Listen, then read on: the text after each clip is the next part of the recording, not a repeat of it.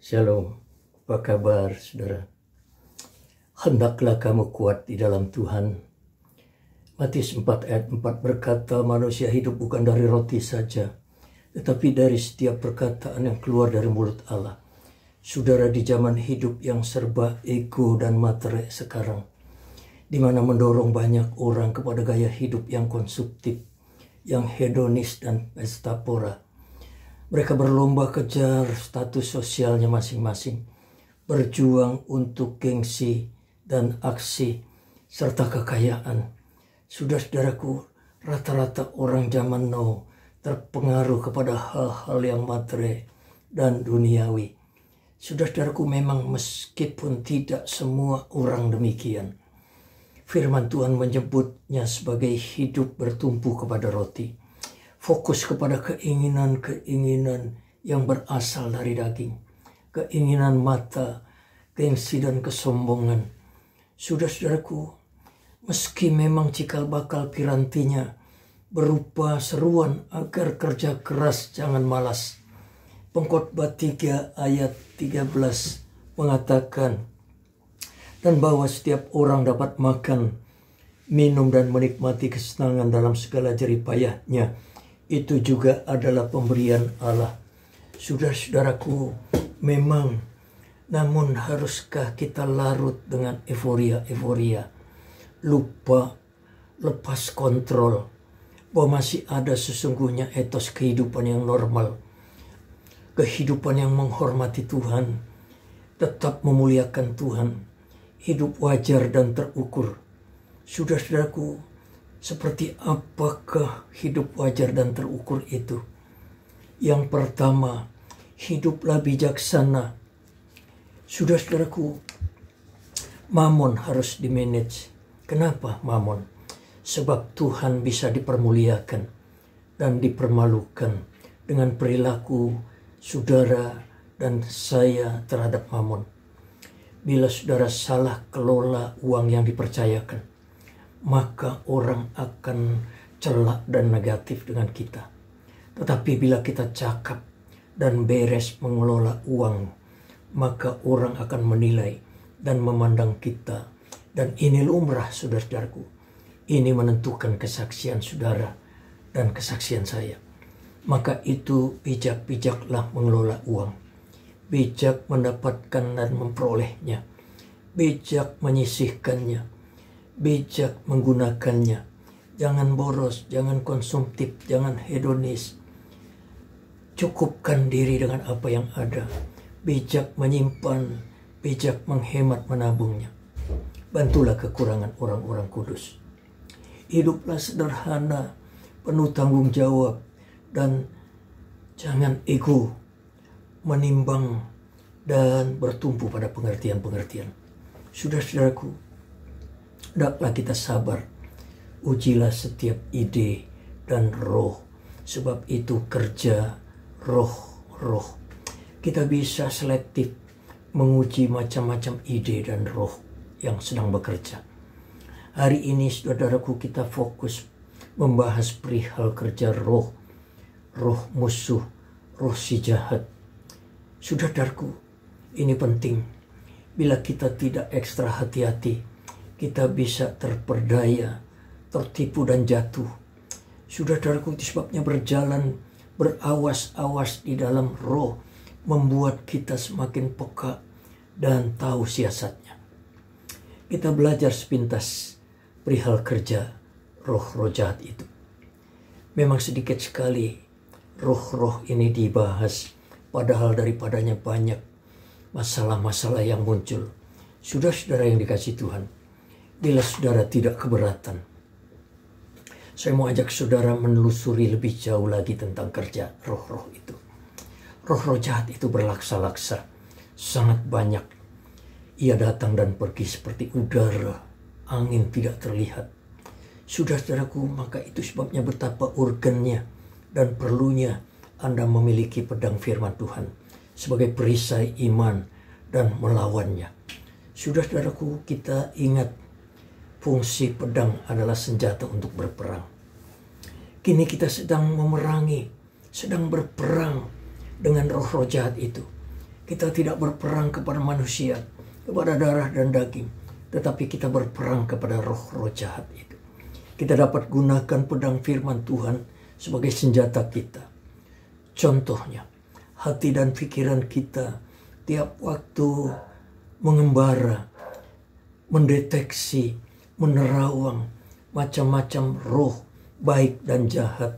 Ia mempengaruhi pikiran kita untuk berbuat sesuatu.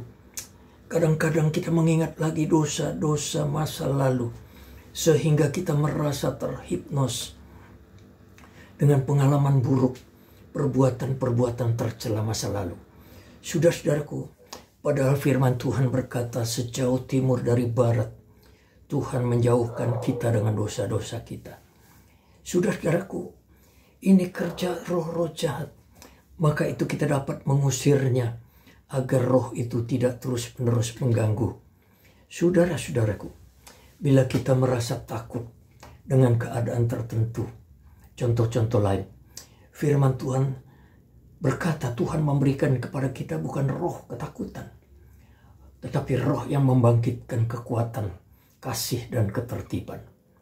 Saudara-saudaraku, kalau kita merasa ada tekanan, rasa takut itu tidak lain daripada kerja si jahat, maka itu kita dapat mengusirnya.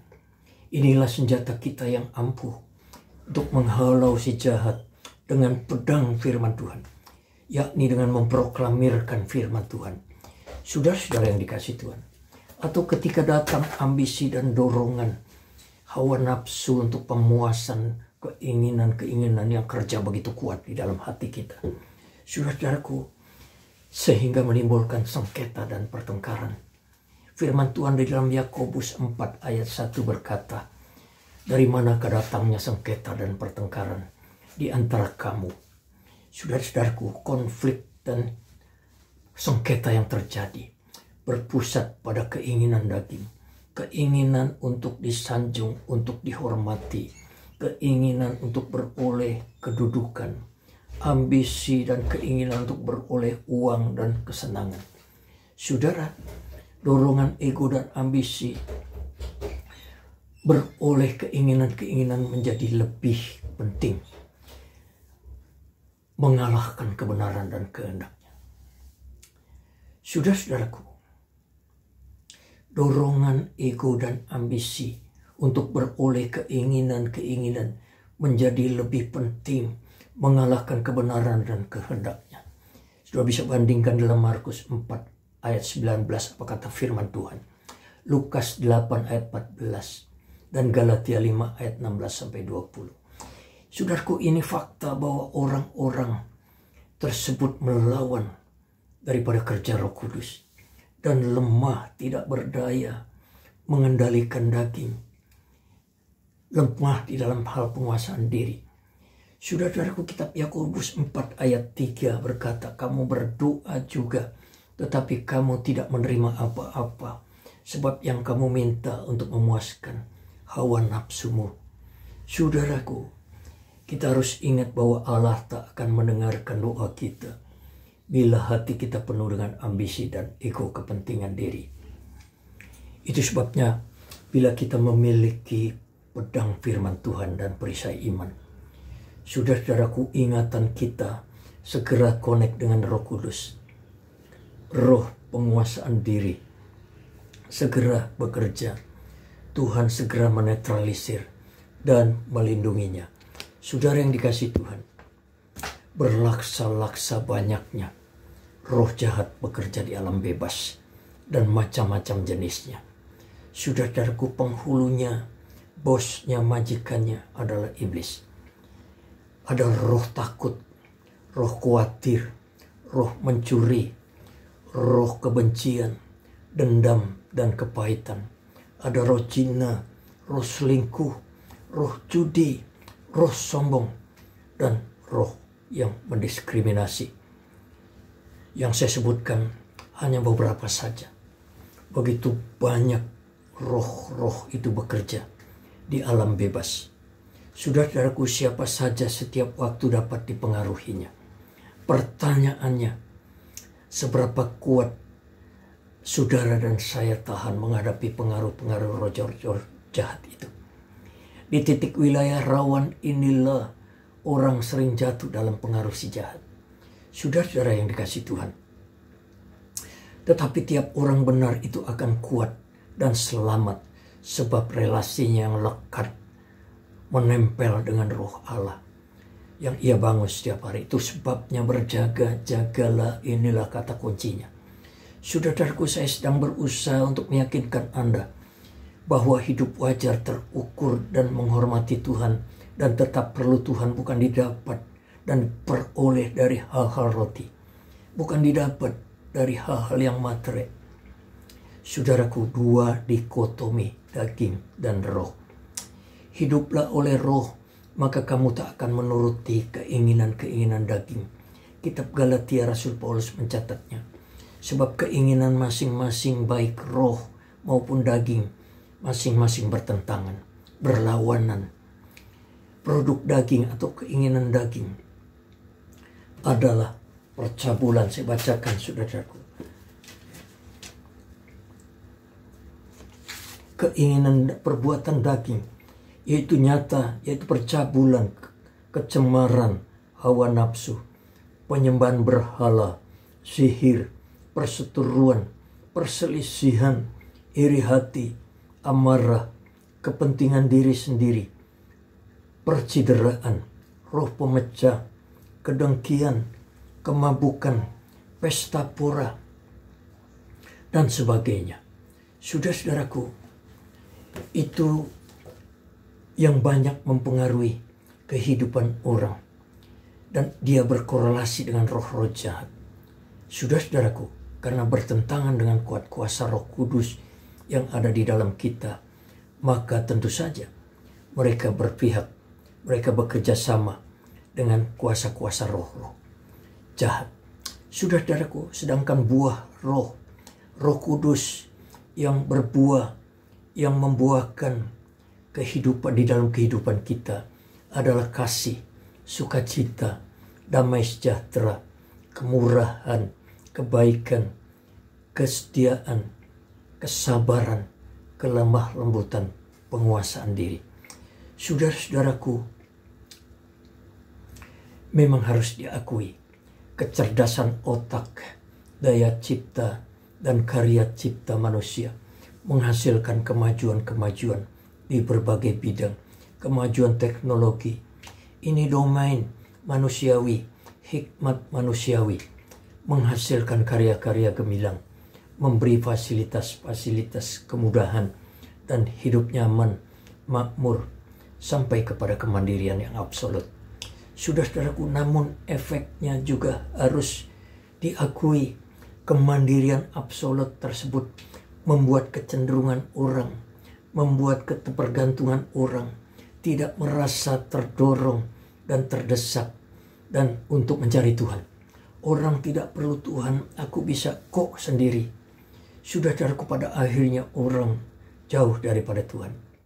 Ketika kita percaya Yesus, menerima Dia sebagai Tuhan dan Juru Selamat, maka Roh Kudus diberikan kepada kita.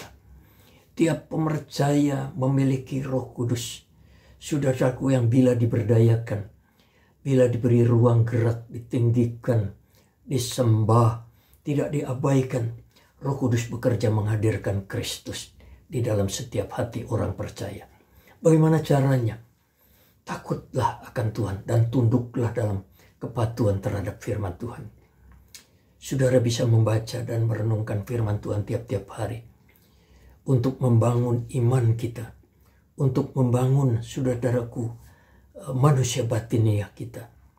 Saudaraku, kemudian disimpan di hati, dihidupi sehari-hari, dilakukan dan disaksikan. Saudara-saudara yang dikasihi Tuhan, berikut Roh Kudus sendiri yang akan giat menuntun saudara, memberi aba-aba dan kepekaan. Roh Kudus akan memberi saudara iman yang menyembuhkan dan melepaskan.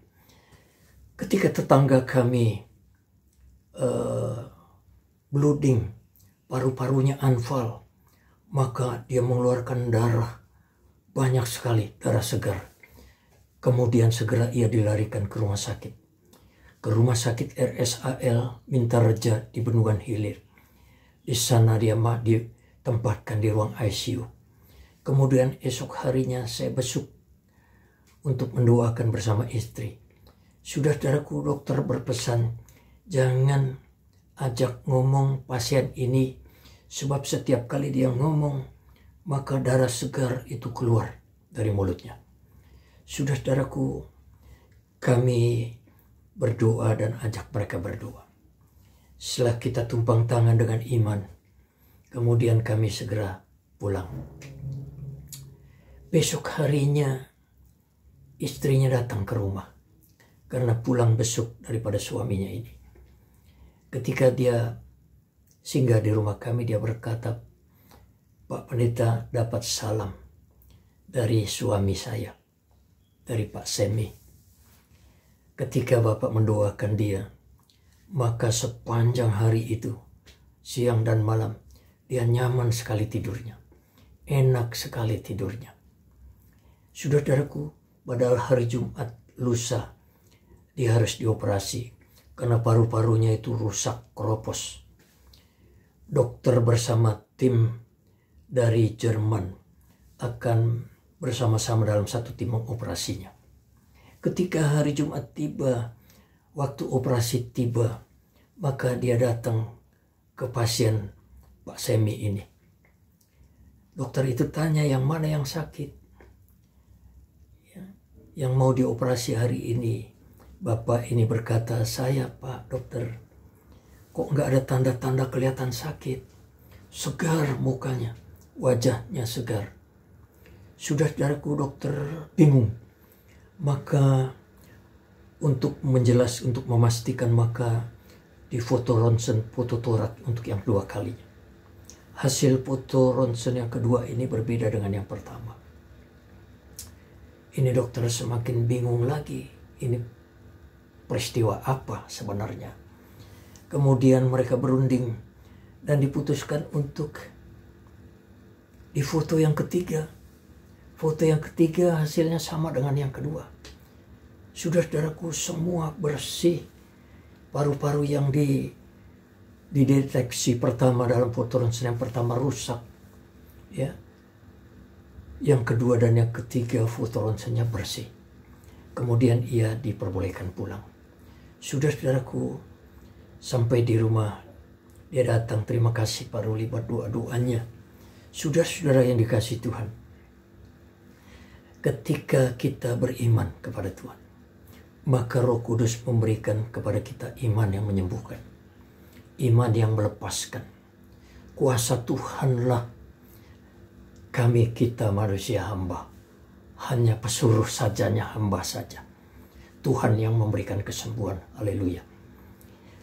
Kemudian ada kesaksian ketika istri dan 2 anak saya masih kecil-kecil. Mereka pulang dari tempat saudaranya, kemudian menunggu bus di Pulau Gadung, ingin pulang ke Bekasi pada malam hari. Beberapa penjahat mulai beraksi. Kemudian beberapa calo-calo yang baik hati itu memberitahu, "Bu, awas, ada yang mengikuti ibu di belakang. Mereka itu orang-orang jahat, hati-hati Bu." Segera istri dan anak-anak saya menaiki bus kosong yang lagi ngetem. Penjahat-penjahat itu pun juga ikut naik. Saudaraku, ini bus kosong. Selang beberapa menit terdengar suara gaduh di belakang. Penjahat-penjahat itu gaduh, lari belingsatan keluar, entah kenapa. Tidak ada polisi yang mungkin menghalaunya. Tetapi istri saya berdoa dalam bus itu dengan yakin bahwa para malaikat jaga akan bekerja menghalau para penjahat itu. Saudaraku, dan ternyata sungguh-sungguh terjadi. Sehingga ia tiba malam itu di rumah dengan selamat. Saudara yang dikasihi Tuhan, Kitab Galatia, Kitab Efesus 6 ayat 10-18 yang membacakan, "Akhirnya hendaklah kamu kuat di dalam Tuhan, di dalam kekuatan kuasa-Nya. Kenakanlah seluruh perlengkapan senjata Allah, supaya kamu dapat bertahan melawan tipu muslihat iblis. Karena perjuangan kita bukanlah melawan darah dan daging, tetapi melawan pemerintah-pemerintah, melawan penguasa-penguasa, melawan penghulu-penghulu dunia yang gelap ini, melawan roh-roh jahat di udara. Sebab itu ambillah seluruh perlengkapan senjata Allah, supaya kamu dapat mengadakan perlawanan pada hari yang jahat itu dan tetap berdiri sesudah kamu menyelesaikan segala sesuatu. Jadi berdirilah tegap, berikat pinggangkan kebenaran, dan berbaju jirahkan keadilan. Kakimu berkasutkan kerelaan untuk memberitakan Injil damai sejahtera. Dalam segala keadaan pergunakanlah perisai iman, sebab dengan perisai itu kamu akan mendapat memadamkan semua panah api dari si jahat. Terimalah ketopong keselamatan dan pedang roh, yaitu firman Allah. Segala doa dan permohonan, berdoalah setiap waktu dalam roh, dan berjaga-jaga dalam doamu itu dengan permohonan yang tidak putus-putusnya untuk segala orang kudus. Haleluya. Saudara-saudaraku, orang percaya, saudara dan saya, memiliki janji dan kuasa Tuhan untuk hidup wajar, terukur, menang, dan damai oleh Roh Kudus, bukan oleh roti. Maka itu pertahankan hati bersih. Jangan tergoda, jangan terkecoh oleh kerja si jahat. Hiduplah wajar dan terukur. Takutlah akan Tuhan. Hormati Dia. Sandarkan diri sepenuh kepada Tuhan. Dan jadilah saksinya. Jadilah berkat. Hendaklah saudara kuat di dalam Tuhan. Di dalam kekuatan kuasanya. Tuhan kiranya memberkati saudara. Haleluya.